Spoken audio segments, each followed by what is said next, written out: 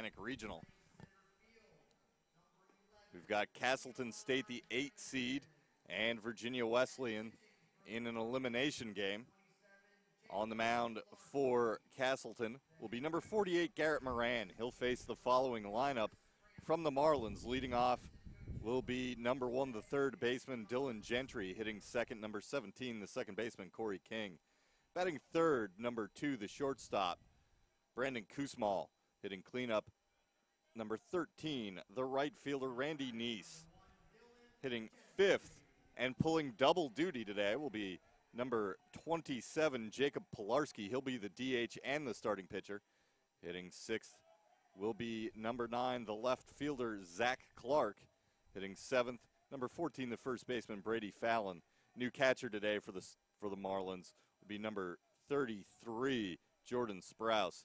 And batting ninth, number 11, the center fielder, Dion Hammond. Gentry steps in and took ball 1, and now strike 1, even in the count.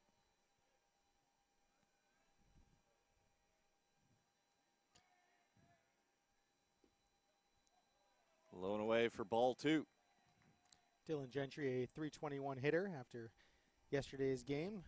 Has 34 hits this season, 23 runs scored. That one hit in the air out to left field. Racing in is Brayman. He puts it away. Bailey was scurrying out from shortstop, but the left fielder calls him off.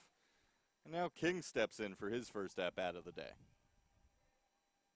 King has a .342 batting average this season. Team high 64 hits, 19 of them for extra bases.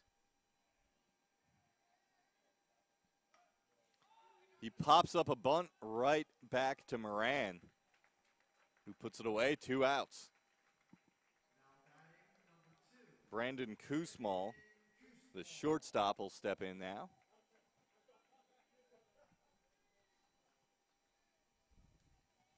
Kusmal, .357 average, team high, 60 hits. He also has 38 runs knocked in, which paces the Marlins. Takes strike 1. These two teams are in an elimination game this morning after 4th-seeded Virginia Wesleyan dropped a 4-1 final to Misericordia, the 5 seed. And Rowan dispatched Castleton 9-0 in the second game yesterday.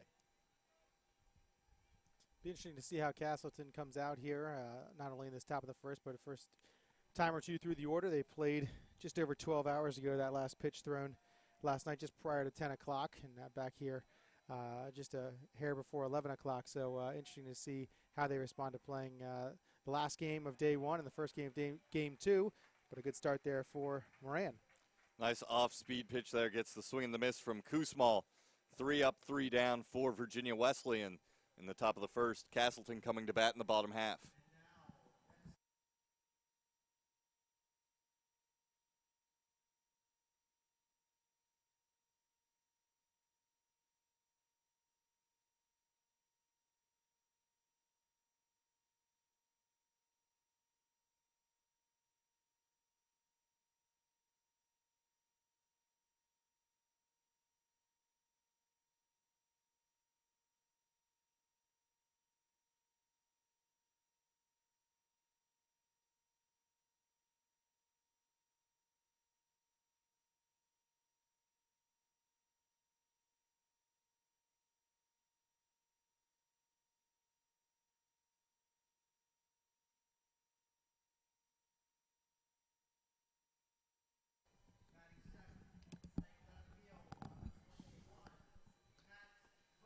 On the mound for Virginia Wesleyan, Jacob Pilarski, number 27. As mentioned earlier, he's also the designated hitter.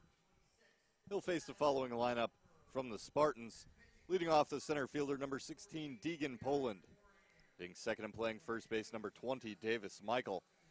Hitting third and catching, number 34, John Lindau. Batting cleanup, the third baseman, number 15, Mitch Karen. Hitting fifth and playing right field, number 10, Dylan Benham. Hitting sixth, the shortstop, number 19, Dylan Bailey. Batting seventh, number 21, the left fielder, Matt Brayman. Hitting eighth, number 1, the second baseman, Steve Walsh. And hitting ninth, the designated hitter, number 26, Pat Mumford. Both of these teams struggled at the plate yesterday. Both teams with just 4 hits in their opening game. And now you got 2 pitchers on the mound in Moran and Pilarski, who have ERAs 2 and below, and neither have a loss this season. Pilarski comes in 11-0 this season, Moran 5-0. And a swing and a miss on the first pitch from Pilarski. Poland takes a hack, comes up empty. Poland over 3 yesterday, drew a walk. Fouls that one off his leg. Pilarski ahead of Poland, 0-2.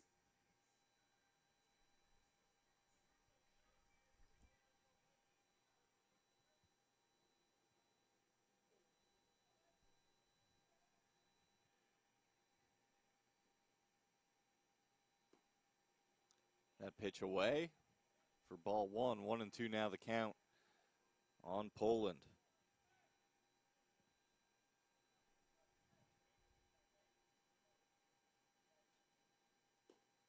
Blown away for ball 2.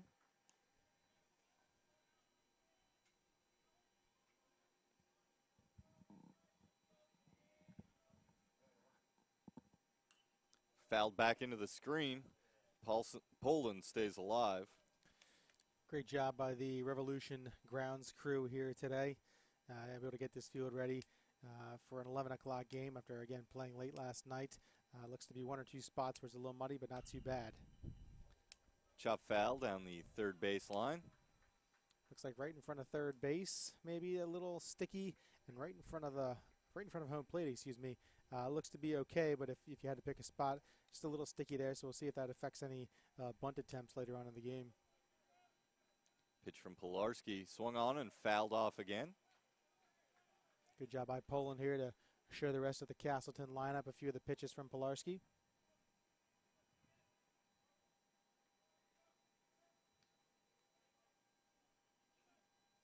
The 2-2 pitch.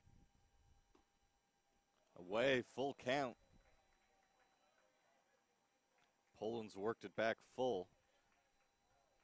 Found himself in an 0-2 hole, fouled a couple of pitches off, and has gotten Pilarski to throw a couple outside the strike zone. He fouls another one away.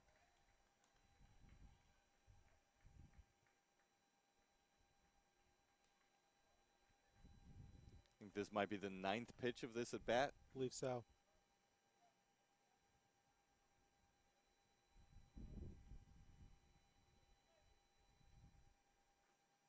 Three-two pitch, swung on. Grounder through the hole on the right side. And Castleton has the leadoff man on base here in the bottom half of the first inning. Brings up Davis Michael.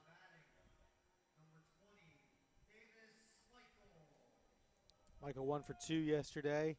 Had that sort of weird double in the 8th inning where that lost in the lights a bit, but was a double. He also drew 2 walks as they certainly worked around him a bit last night, and the same type of shift on here as well by Virginia Wesleyan that Rowan put on him last night.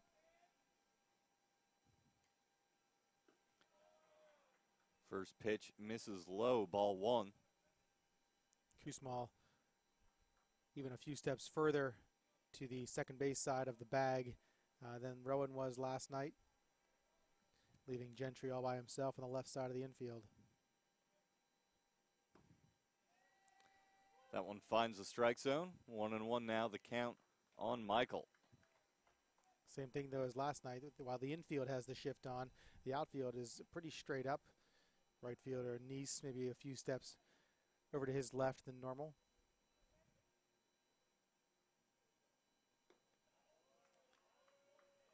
Inside for ball 2. Last night you could really tell Rowan, he was the one guy Rowan didn't want a piece of when he was up to bat. They really kind of pitched around him, walked a few times. Yep. See how Virginia Wesleyan plays it today. Gets a pitch to hit there and fouls it away.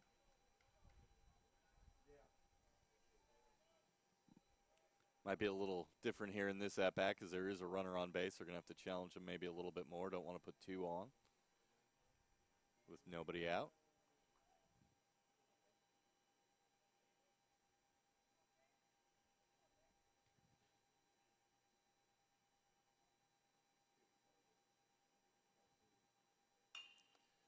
Ground ball chopped slowly. It's going to be Kusmal at pretty much right where the second baseman would normally be standing.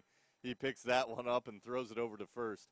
Michael retired, but he does move Poland along to second. Not too many 6-3 putouts from that spot.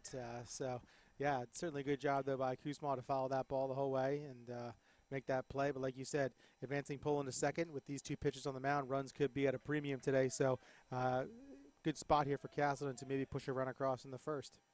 It brings up Jonathan Lindau, the catcher. Takes up high for ball 1.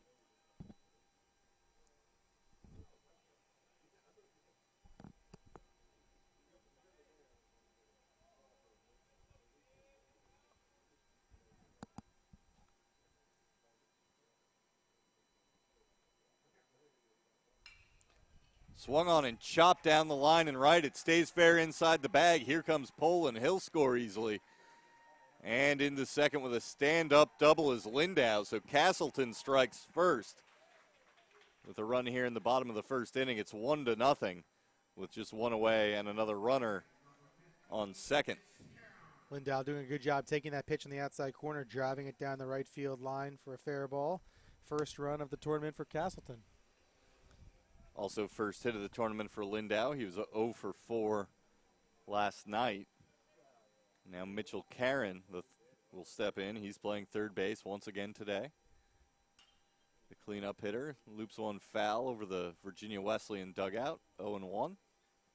Caron 0 for 4 last night, twice a strikeout victim.